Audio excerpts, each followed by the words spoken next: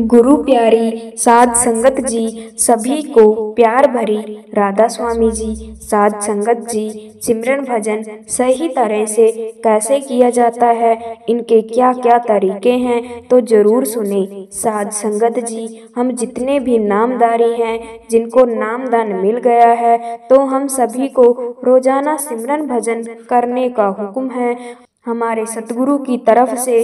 और वह हमें जब भी बताते हैं, जब हमें नाम दान देते हैं, और हमें हर बार सत्संग में भी याद कराते ही रहते हैं कि रोजाना सिमरन भजन करना है, और वह भी बिना नागा करना है। और यह सभी लोग जानते ही हैं, तो यह बताने की जरूरत नहीं है।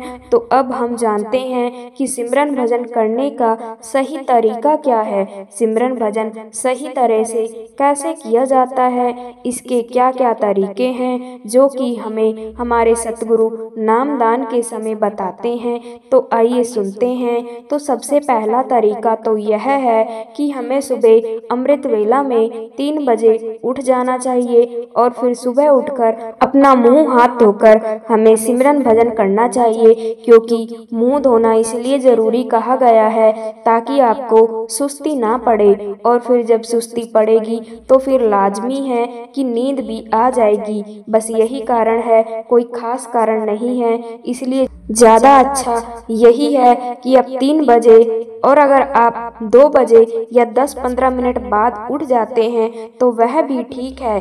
आपको आपकी नींद पूरी करना जरूरी है। इसीलिए हम लोग जो सिमरन करते हैं तो उसको 3 बजे उठकर करना चाहिए। और दूसरा है कि सिमरन हमेशा छिपकर ही करना चाहिए। इसीलिए हमें दिखाना नहीं है, किसी को बताना नहीं है, छिपकर ही करना चाहिए। और ऐसा नहीं करते तो हमारे अंदर अहंकार की भावना आती है। इसलिए हमें सिमरन हमेशा अपने आप को ढककर ही करना चाहिए, ताकि हम बिना किसी भावना के सिमरन कर सकें, ताकि हमें कोई अड़चन ना आए। और फिर जब हम अपने आप को ढककर सिमरन करते हैं तो फिर हमें जो बाहर की आवाजें हैं तो वो आनी बंद हो जाती है, और फिर हमारा ध्यान सही तरह से केंद्रित हो जाता है, यानी एक जगह इकट्ठा हो जाता है। तो इसलिए हमें सिमरन छिपकर ही करना चाहिए। और तीसरा है कि जिस आसन पर आप बैठते हैं सिमरन भजन के लिए, तो फिर या तो वह सूती का होना चाहिए या फिर कंबल होना चाहिए। क्योंकि बाद में ऐसा ना हो कि आप फर्श पर बैठ जाएं और फिर कभी आपको गर्मी लग रही है और कभी आपको ठंड लग रही है। इसलिए आपको सूती या कंबल को ही लेकर बैठना चाहिए। और अगर आप पलंग पर बैठते हैं तो फिर बिस्तर जो है वह सूती का होना चाहिए, या फिर नीचे कंबल बिछा लेना चाहिए, फिर चादर सूती की वह बिछा ले। और चौथा है कि आपको रात्रि का भोजन जो है तो वह स्वयं से करना चाहिए, ताकि आपको ज्यादा नींद ना आए, ताकि हम रात को भी सिमरन कर सकें। वैसे तो इसके पीछे बहुत कारण हैं, जैसे जब आप भोजन ज्यादा कर लेते हैं तो एक तो हमें नींद बहुत जल्दी आती है, और फिर जब हम रात को सोने से पहले सिमरन करते थे तो फिर वह हम नहीं कर पाते हैं। और फिर जैसे ही हम सिमरन करने बैठते हैं तो सिमरन पर बैठते ही हमें नींद आ जाती है, और फिर हम सुबह भी सही समय पर नहीं उठ पाते हैं। क्योंकि फिर जब हम सुबह 3 बजे उठने की कोशिश करेंगे तो फिर खाना ज्यादा खाने की वजह से हमसे नहीं उठा जाता। इसलिए हमेशा रात के समय का भोजन जो तो हमेशा हल्का ही करना चाहिए और कम ही करना चाहिए, और घर का भोजन ही खाएं। जैसे तला हुआ भुना हुआ यह भोजन ना खाएं, घर का पौष्टिक शाकाहारी भोजन खाएं। क्योंकि अगर हम ऐसा भोजन जैसे हल्का भोजन और शाकाहारी भोजन खाते हैं तो फिर एक तो सबसे बड़ी बात यह है कि हम शारीरिक बीमारियों से बचे रहेंगे। इसलिए हमेशा शाकाहारी भोजन ही खाएं।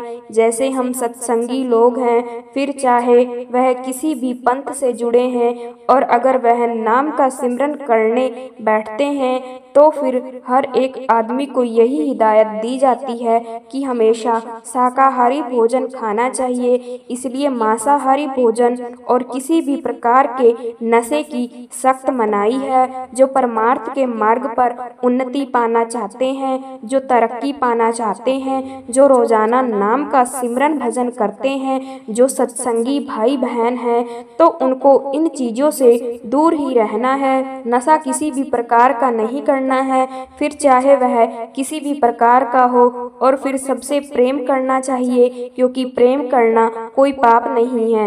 प्रेम करना है मगर मोह नहीं करना है, मोह के माया जाल में नहीं फंसना है।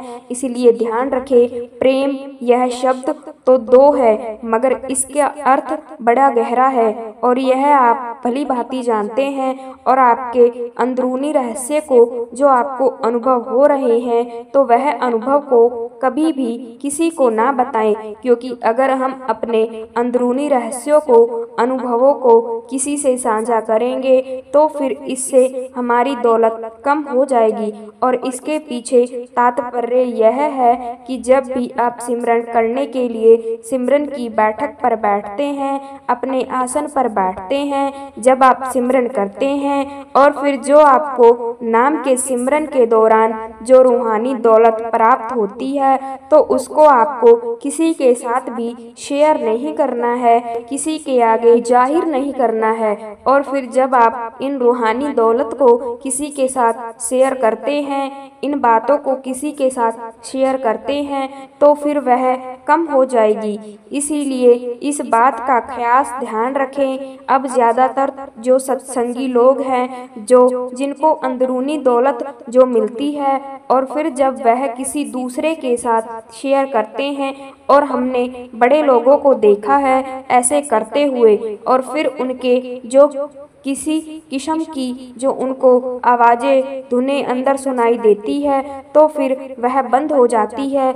इसीलिए इस चीज़ का खास ध्यान रखें। इन अनुभवों को, रूहानी दौलत को जो हमें सिमरन भजन के दौरान सतगुरु की दया मेहर से जो हमें प्राप्त हो रही है, तो इन्हें गुप्त ही रखें और क्रोध को अपने आप से दूर रखें, क्योंकि क्रोध सिमरन के उलट है। जैसे आप सिमरन कर रहे हैं और रोजाना सिमरन करते हैं और अच्छी तरह से नाम का सिमरन करते हैं, और फिर सिमरन करने के बाद भी आपको क्रोध आता है, आप किसी पर क्रोध करते हो, तो यह याद रखें कि आपके सिमरन में कहीं ना कहीं कुछ कमी है। इसलिए जितना हो सके आपको क्रोध को काबू करके रखना है, और जब भी आपको क्रोध आए तो फिर आप नाम का सिमरन करने में लग जाएं। नाम के सिमरन को अपने कंठ से जब मन को उस समय, क्योंकि क्रोध तो मन ही करता है ना, क्योंकि हमारी आत्मा तो प्योर है, शुद्ध है, और वह ना तो क्रोध करती है ना और कुछ, लेकिन जो हमारा मन है तो यही हम लोगों से सभी काम करवाता है। जैसे उस सामने वाले आदमी ने मुझे गुस्से से क्यों देखा और उसने ऐसी बात क्यों बोली, तो यह सब मन ही करवाता है। यह मन ही आपको नाम का सिमरन, सतगुरु का चिंतन नहीं करने देता, और यह हमें इधर उधर भटकाता है। ऐसी वैसी चीजें हमारे सामने लाकर रख देता है जो कि 10, 20, 50 साल पहले हुई है, यानी हमें आगे पीछे लेकर चला जाता है। इसलिए कोशिश करें इस मन को नाम के सिमरन में लगाकर रखें, ताकि आहिस्ता आहिस्ता इसको रस मिलना शुरू हो जाए। स्वयं से काम ले और पराई स्त्री पर कभी भी बुरी नजर ना रखें, क्योंकि यह आपकी बरसों की कमाई दौलत को मिट्टी कर सकती है और आपके पीछे धकेल सकती है। इसलिए हमेशा पराई स्त्री की तरफ ध्यान बिल्कुल भी ना डालें, और कभी भी परमात्मा से, सतगुरु से शिकायत ना करें, क्योंकि जो हमें मिल रहा है और जो मिलेगा तो वह सब हमारे कर्मों का ही नतीजा है, क्योंकि किए गए कर्मों से तो भगवान भी नहीं बच सकते। इसलिए विवेक से काम लें, क्योंकि कर्मों का जो नतीजा है तो वह तो मिलकर ही रहता है। इसलिए आप सिमरन भजन करते हो तो आप यह समझिए कि अगर किसी का लिखा है कि उसको कष्ट होंगे, 6 महीने के लिए कष्ट होंगे, और अगर वह सिमरन भजन ज्यादा करता है, नाम की कमाई ज्यादा करता है, तो फिर उसके कष्ट तो जरूर होंगे, मगर 6 महीने के लिए नहीं, केवल 6 सेकंड के लिए। तो फिर कर्म भी आपके जो थोड़े बहुत कम हो सकते हैं, भुगतने तो पड़ेंगे, मगर वह रियलिटी में नहीं करना पड़ेगा, वह आपके सपने में ही कम हो जाएंगे। कहने का मतलब यही है कि आपके कष्ट कम हो जाएंगे, और जब कष्ट कम होंगे, चाहे वह सपने में ही हो, मगर आपके कर्म तो कट गए। लेकिन इसके लिए आपको बहुत कठोर यह है, अगर कर्म किसी के ऐसे हैं, फिर आपको बहुत दिन रात आपके सतगुरु का ध्यान करना पड़ेगा। और यह हमें सतगुरु ने नाम दान दिया है, और उसको जिस तरह से सतगुरु ने बताया है, तो उस तरह से जपना पड़ेगा। इसलिए नियमित सत्संग सुने और सबको प्रेम करें, और कभी भी नास्तिक के साथ बहस ना करें, उनकी संगत कम करें, और रोजाना अपने वक्त में से 2.5 घंटे का सिमरन भजन जरूर करें, 2.5 घंटे का समय जरूर निकालें। और जिनको अभी अभी नामदान मिला है, तो धीरे धीरे समय को बढ़ाते जाएं, और फिर इसको आहिस्ता आहिस्ता 2.5 घंटे तक लेकर जाएं। और रोज रात को अपने आप से यह जरूर पूछें, आज आपने क्या अच्छा काम किया है, तो इससे आपको दूसरों की मदद करने की प्रेरणा मिलेगी, और आपकी रूहानी सफर पर तरक्की आसानी से हो जाएगी।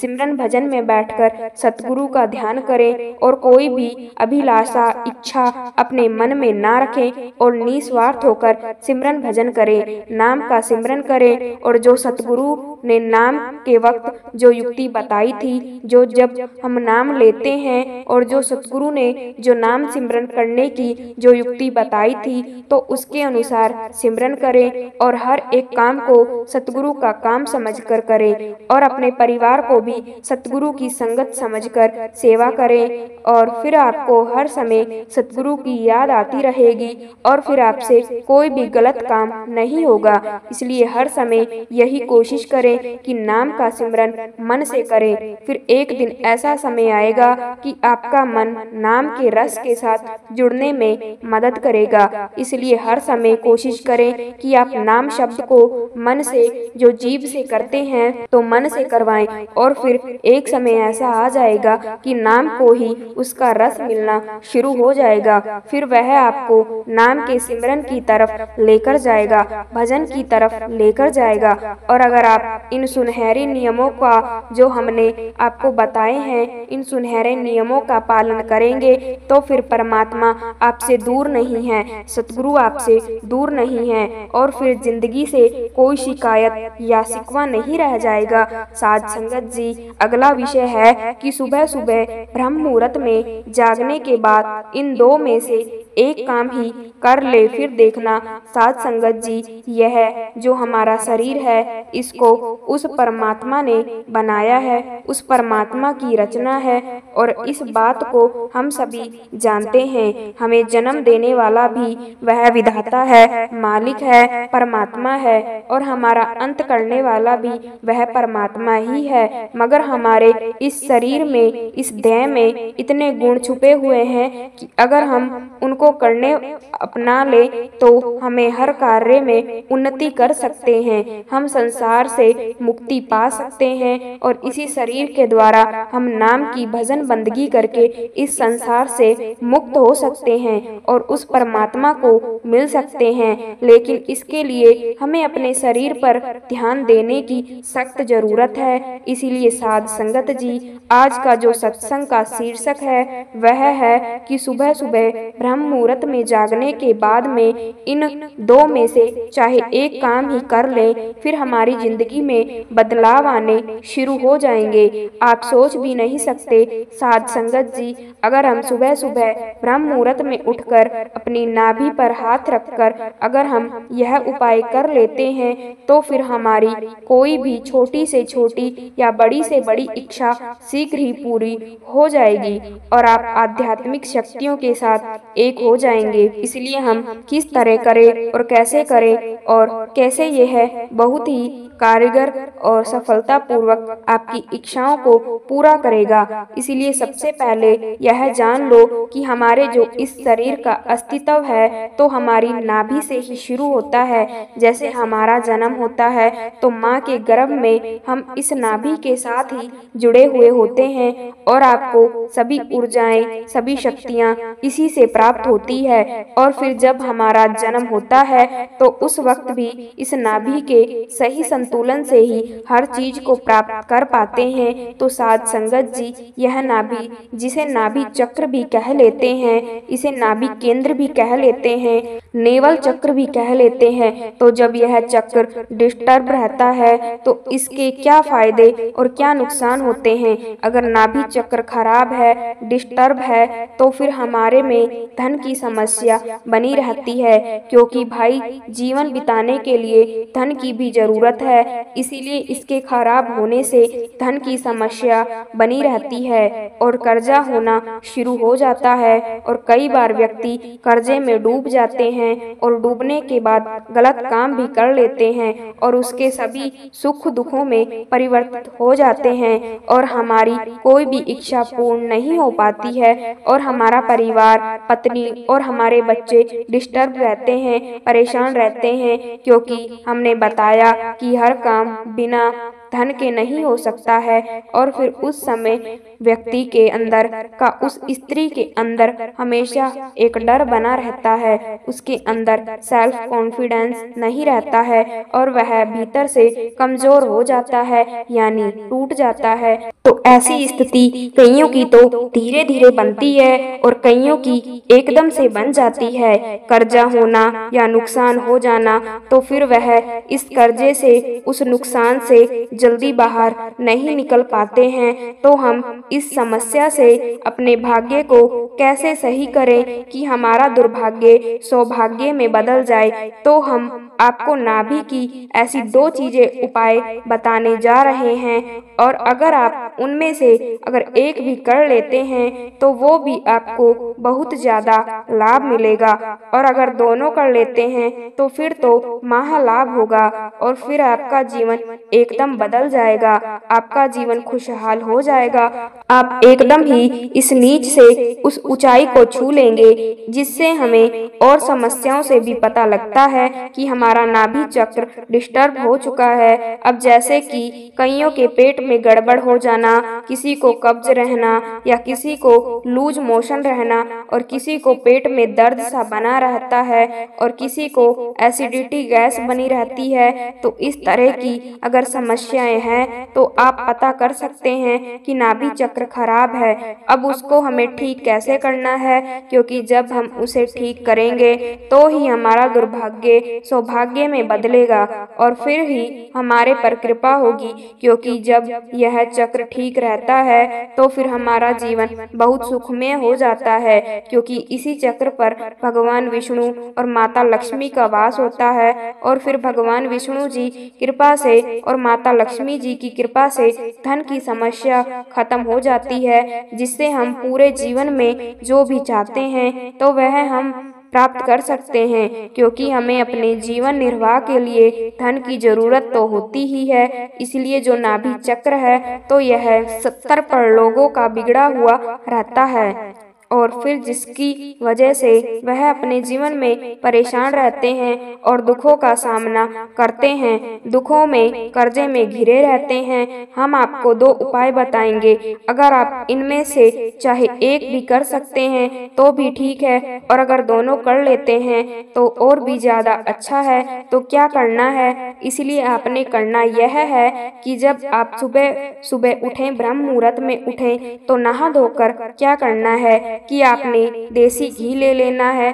और उसे थोड़ा सा गर्म कर लेना है और अगर वह पिघला हुआ है, लिक्विड है, तो फिर ज़रूरत नहीं है गर्म करने की, क्योंकि जैसे सर्दियों में घी जम जाता है तो उसे थोड़ा सा गर्म, हल्का सा गर्म कर लेते ताकि वह लिक्विड बन जाए। और फिर देसी घी 2 बूंदे नाभि में डाल लेनी है और फिर लेट जाएं। और फिर थोड़ी देर लेटने के बाद यह तो पहला उपाय है कि आप बैठ सकते हैं। तो सुबह सुबह ब्रह्म मुहूर्त में जागने के बाद सबसे पहले आपको यह करना है।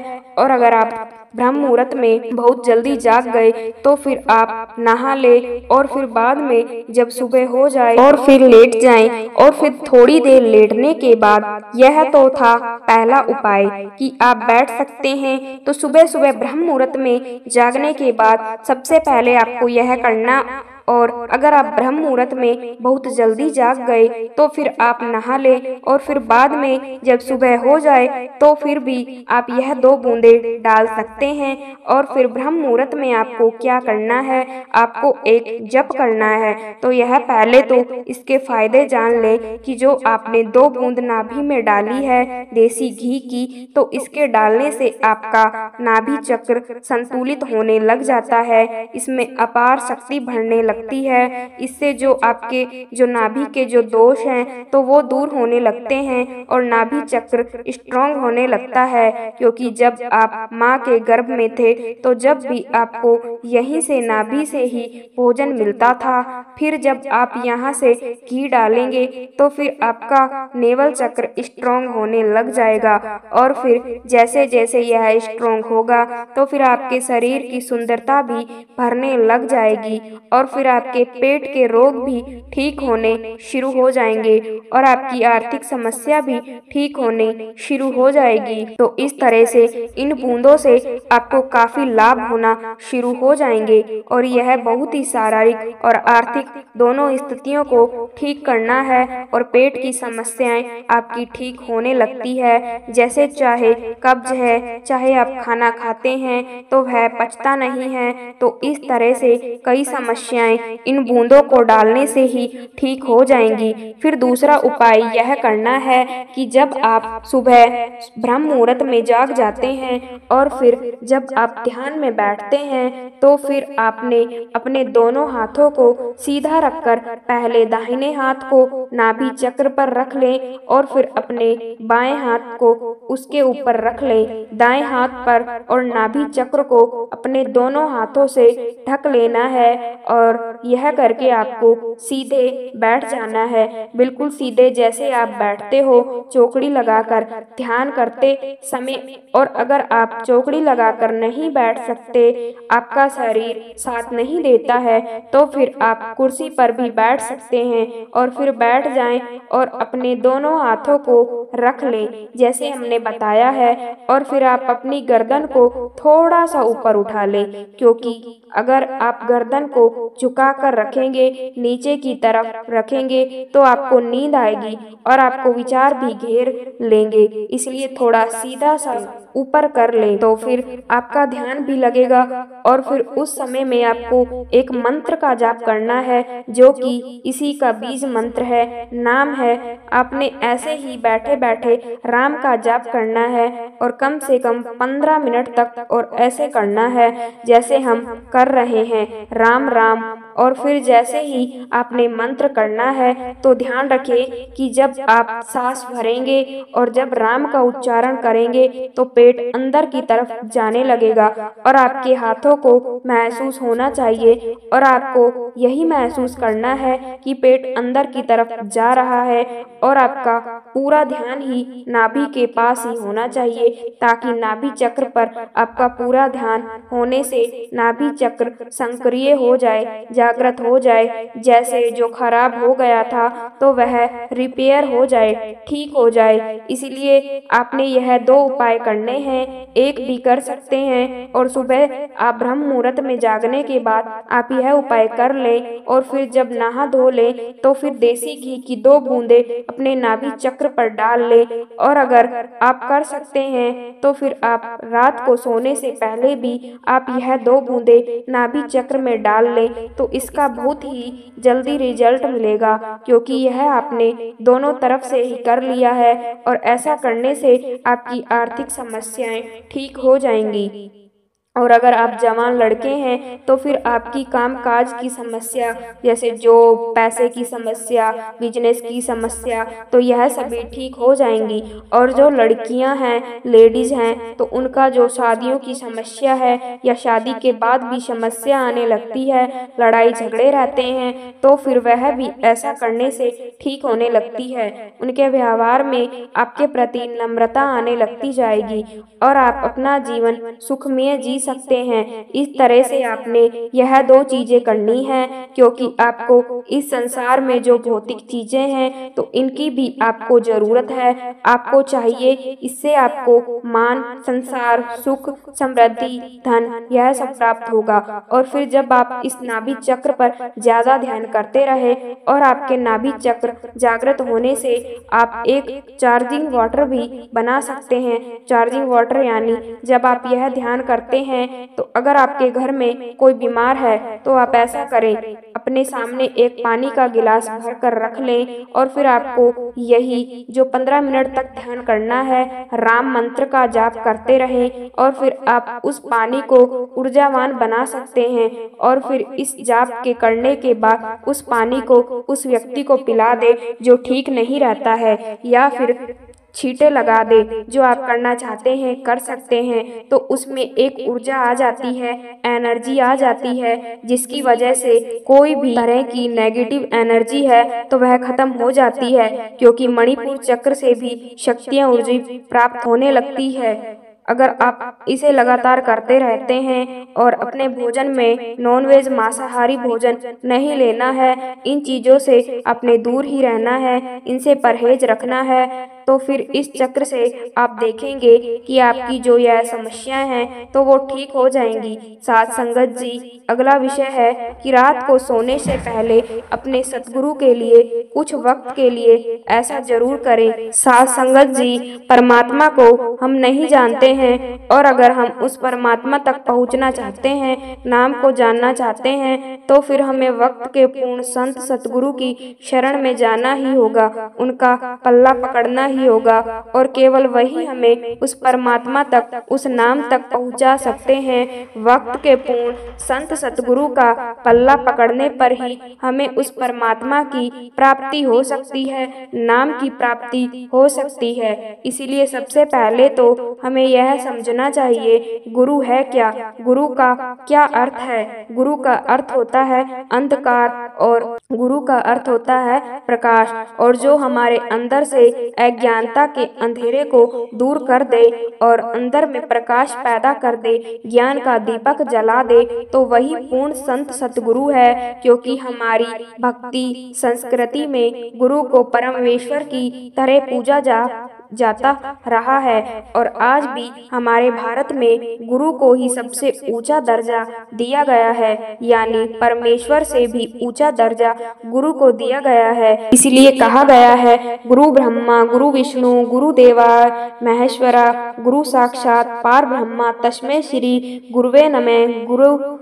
गुरु हमें नाम दान देते हैं और फिर हमसे नाम का सिमरन भजन करवाते हैं, हमें तरीका भी समझाते हैं कि कैसे नाम का सिमरन भजन करना है, और हमें कहते हैं कि जो भी तुम्हें चाहिए वह सब मिलेगा, मगर तुम्हें केवल इस नाम का सिमरन भजन करना है। बहुत छोटा सा काम है और हम यही नहीं करते हैं, हमसे नहीं होता। और अनुभव है कि जब हम सिमरन भजन करके उठते हैं और जो गुरु से मांगते हैं तो वह हमें मिल जाता है। गुरु हमें वह सब कुछ दे देते हैं जो हम चाहते हैं, मगर हमें देना केवल वही है कि जिससे हमारी भजन बंदगी ना बिगड़े। यही खोज ब्रह्मा थके सुर मुनि नर और देव कहे, कबीर सुन साधना कर सतगुरु की सेवा।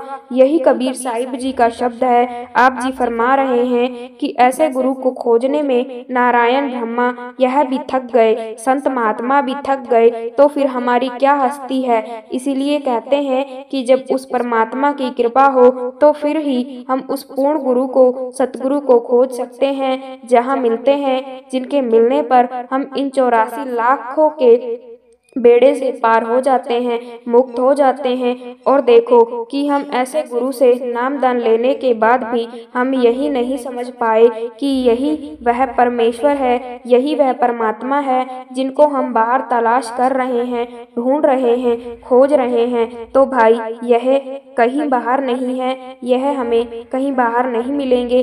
क्यों? क्योंकि यह शब्द रूपी गुरु हैं और यह हमारे अंदर में बैठे हुए हैं, हमारे अंदर में विराजमान है।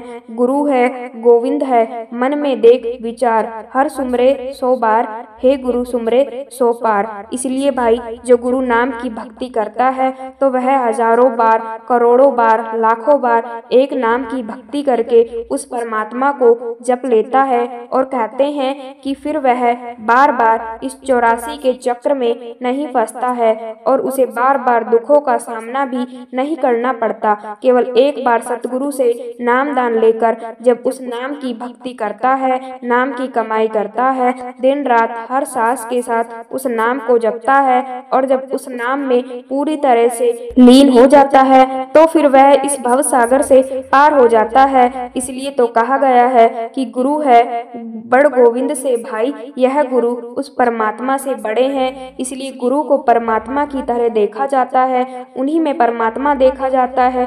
और हम हैं कि नाम भक्ति को केवल सिमरन तक ही सीमित रखते हैं, उससे आगे बढ़ने की कोशिश नहीं करते हैं। मगर भाई नाम हमारी रंग रंग में समानी चाहिए, दिखनी चाहिए, हमारी आचरण में यह दिखाई देनी चाहिए, हमारी श्वास श्वास में भजन बंदगी छाई रहनी चाहिए। क्योंकि अगर बोले तो मीठा बोले और छोटे बड़े का लिहाज रखकर बोले और सभी के साथ अच्छा व्यवहार करें, सभी में ऐसे देखें कि सभी में वह परमात्मा बसता है, शब्द बसता है। इसलिए कहते हैं कि गुरु नाम तो सभी ले लेते हैं, तो इसका मतलब यह नहीं है कि वह सभी सत्संगी बन गए हैं। क्योंकि नाम भक्ति तो उस परमात्मा तक पहुँचने का एक जरिया है, एक सीढ़ी है। इसलिए तो नाम को जपने के लिए कहा जाता है हमें, और नाम जपने से हमारे अंदर नम्रता आना भी जरूरी है।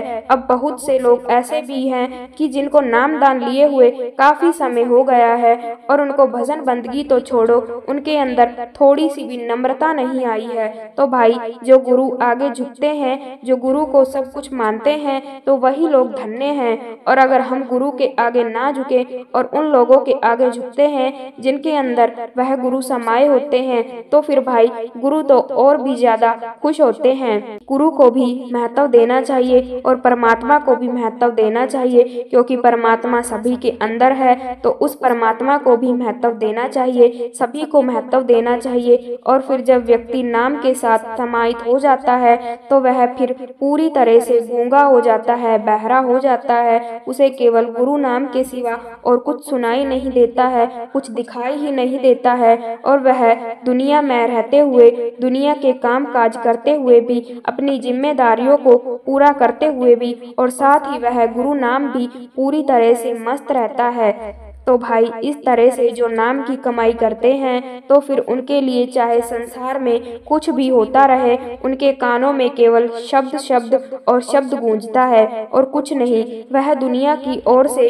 बहरे हो जाते हैं और उनके कानों में केवल गुरु की शब्द धुन ही गूंजती है और वह अंधा हो जाता है संसार की तरफ से। मगर अंतर में उसे सब कुछ दिखाई देता है, शब्द का प्रकाश दिखाई देता है और वह गूंगा हो गया है संसार की तरफ से। मगर उसके अंतर में नाम का जप जाप चलता रहता है और चलता ही रहता है, और उसके पांव भी केवल उस तरफ ही जाते हैं जहाँ पर गुरु है, गुरु का द्वार है। इस तरह गुरु ने बाण मारा है। जब इस तरह गुरु से प्रेम करते हैं तो फिर वह सब कुछ हासिल कर पाते हैं। वैसे नहीं, हमारा जो मन है तो यह हमें नाम की भक्ति नहीं करने देता। मगर सतगुरु कहते हैं कि तुम नाम का सिमरन करते रहो और फिर मन अपने आप ही तुम्हारे वश में हो जाएगा। सतगुरु कहते हैं कि नाम को श्वास श्वास में जपते रहो और मन को ब्रह्म के ज्योत के धुन के ऐसा स्थापित करो कि इससे तुम्हारा मन नाम के सिमरन से जुड़ा रहे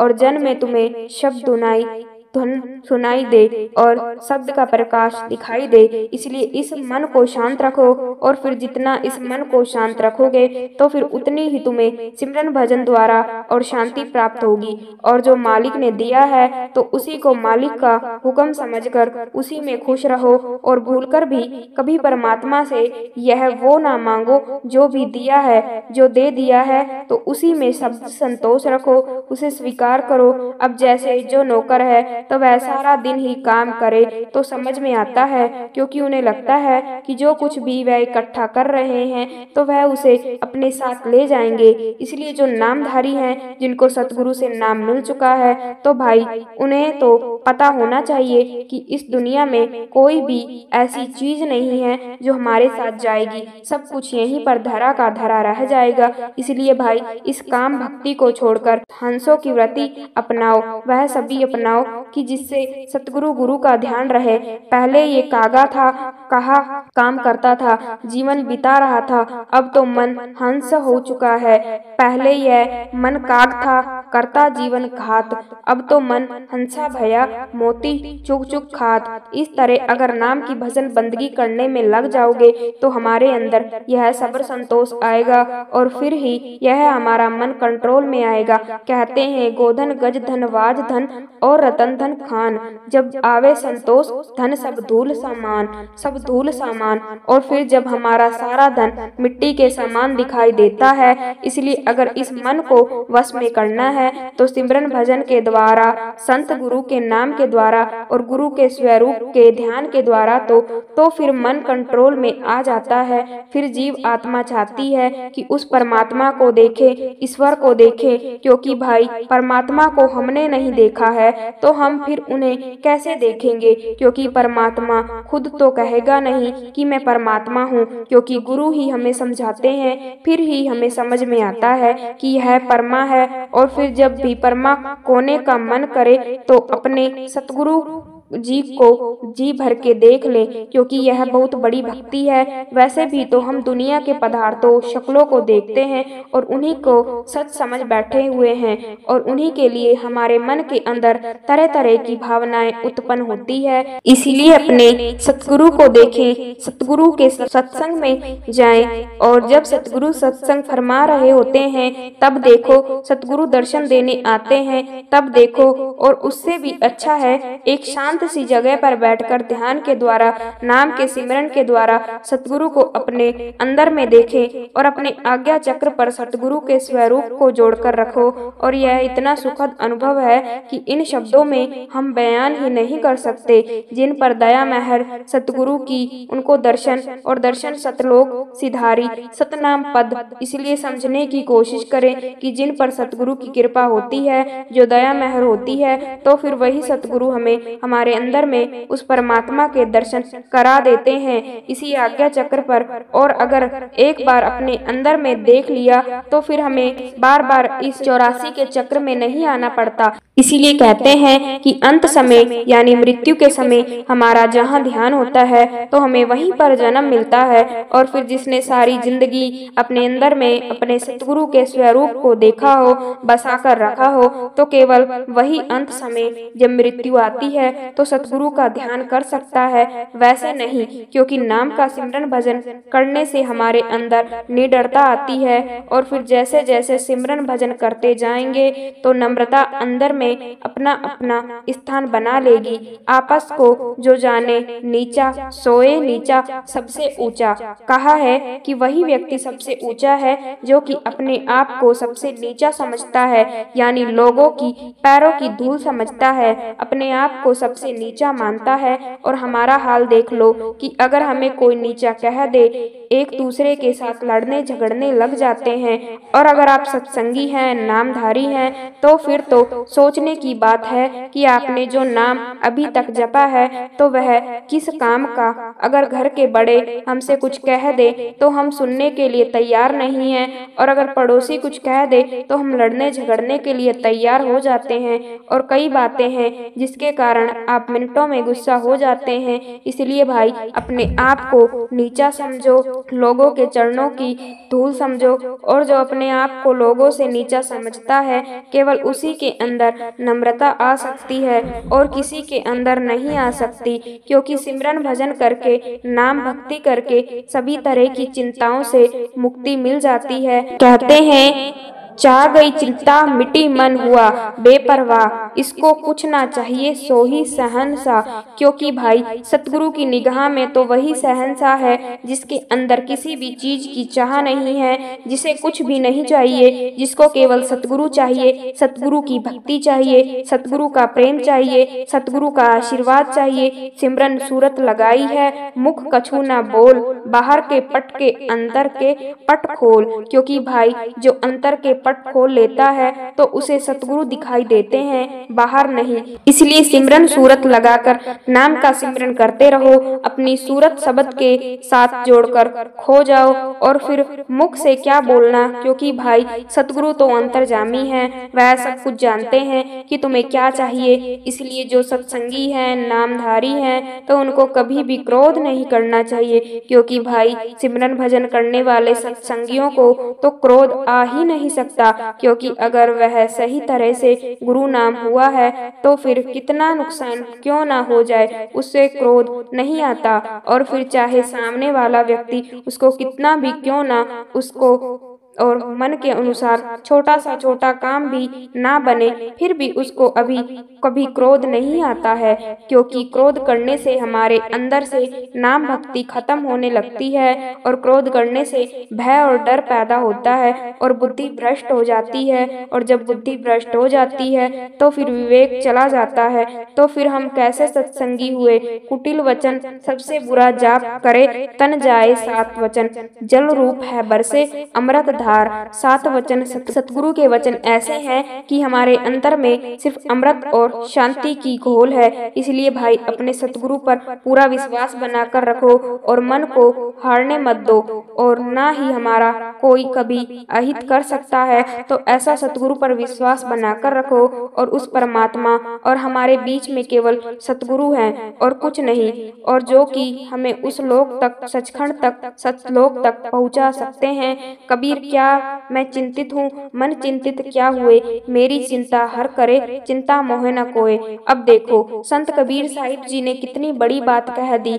आप क्या फरमा रहे हैं? आप जी फरमा रहे हैं कि मेरी चिंता वही करता है, परमात्मा करता है, वह सतगुरु करता है। जब मेरी चिंता वह कर रहा है तो फिर भाई मुझे किस बात की चिंता है। इसलिए तो कहा जाता है कि गुरु पर कभी शंका नहीं करनी चाहिए और उनको कभी मानस का रूप ना समझो। गुरु है गोविंद थे, क्योंकि भाई यह बात सच है कि गुरु उस गोविंद से, उस परमात्मा से बड़े हैं। इसलिए सारा दिन ही उनकी मौज में बिताओ और फिर सतगुरु के नाम का ध्यान करते रहो। चलते फिरते, उठते बैठते, सोते जागते, अपना काम धंधा करते हुए, और फिर जो भी जीवात्मा हर समय सतगुरु की आराधना करता है, गुरु के नाम की भक्ति करता है, तो केवल वही इस कलयुग के अंदर सुखी है। और जो सब भाई यहाँ पर दुखी हैं और केवल दुखी ही हैं। साध संगत जी, यह था हमारा आज का सत्संग। अगर आप सभी को उस परमात्मा की खोज में हो तो इस चैनल को सब्सक्राइब कर लीजिए, क्योंकि हम आपके लिए ऐसे ही रूहानी सत्संग लाते रहेंगे ताकि आप बाबा जी का आशीर्वाद प्राप्त कर सके। राधा स्वामी जी।